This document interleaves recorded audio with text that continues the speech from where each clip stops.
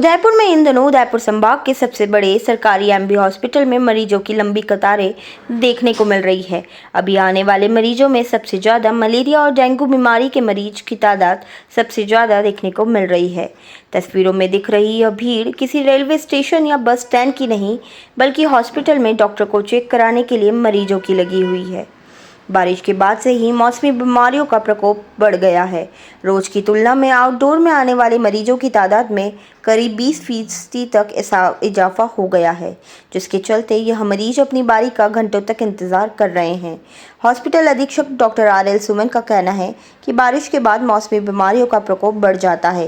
साथ ही अभी जो भी मरीज आ रहे हैं उनमें सबसे ज़्यादा मलेरिया और डेंगू के हैं। बारिश के बाद जमा पानी में मच्छरों के पैदा होने से यह बीमारी पैदा होती है। देखिए, ये एक rainy season, post rainy season जब होता है तो इसके कारण से कुछ बीमारियां बढ़ती हैं। हमेशा कुछ बदलाव आता है। कुछ जो कहते हैं कि जलजनित बीमारियां होती हैं, वाटर से इस तरह की। कुछ दूसरी बीमारियां होती हैं कि जो सीजनल की वजह से वायरल बुखार होता है, और कुछ इसी के मच्छर के इस तरह जनित जो बीमारियां होती हैं, डेंगू है, चिकनगुनिया है, मलेरिया, इनके केसेस बढ़ते हैं। और डेफिनेटली इस टाइम पे आउटडोर थोड़ा हमारा बढ़ा हुआ है। करीब 15%, 10-15% OPD हमारा बढ़ा हुआ है। IPD हमारा अच्छा चल रहा है, अभी 10-15% IPD है। कुछ वार्डों मेडिसिन और पीडियाट्रिक्स के अंदर हमारी डबलिंग करनी पड़ रही है। परंतु ज़्यादातर वायरल फीवर के बुखार के मरीज होते हैं। इन्हीं में से ज़्यादा कुछ वाइवन डेंगू भी एक वायरल बुखार ही होता है, तो कुछ डेंगू के मरीज भी कुछ पॉजिटिव आ रहे हैं। कुछ वैसे वायरल फीवर के पेशेंट होते हैं जो सर्दी जुकाम निमोनिया के पेशेंट होते हैं। परंतु ये ज़रूर मैं कहना चाहूँगा, हमने OPD के अंदर भी हमने गाइडलाइन दे रखी है कि जब तक OPD का समय है तब तक OPD में जो पेशेंट आया, रजिस्ट्रेशन हो गया, उसको देख करके ही जाना है।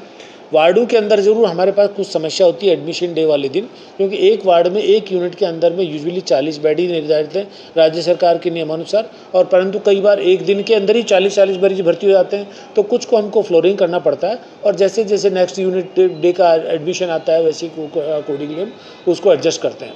परंतु हमारा OPD भी बढ़ा हुआ है और IPD भी बढ़ा हुआ है। हमने हमारे लेवल पे सारी व्यवस्थाएं मुस्तैद कर रखी है। तो डेंगू और मलेरिया से बचाव के लिए क्या करना चाहिए हमें? देखिए, बचाव तो बहुत पहले से हम करते आ रहे हैं। घरों के अंदर मैं आपके माध्यम से ये कहना चाहूँगा कि बीमारियों से बचाव के लिए हम सबकी जिम्मेदारी है।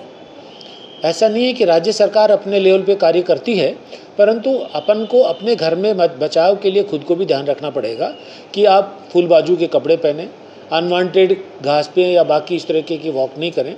छत के ऊपर बहुत सारी चीज़ें छोटे छोटे, कई बार इवन कप है, ग्लास है, टायर है, ऐसे छोड़ देते हैं, भूल जाते हैं। कूलर से इसमें पानी भरा रहता है, इनको खाली करके उस के साफ कर लें। इसको कहीं पे भी कलेक्टेड वाटर नहीं रहना चाहिए। जहाँ भी कलेक्टेड वाटर होता है वहीं पे मॉस्किटो ब्रीडिंग प्लेस होता है। तो मेरी आमजन से यही दरख्वास्त होगी कि अपने आप को बचाएं, अपना खुद भी ख्याल रखें। राज्य सरकार अपने लेवल पे करती है, परंतु जब तक हम साथ नहीं देंगे राज्य सरकार का, तब तक थोड़ी दिक्कतें होती हैं।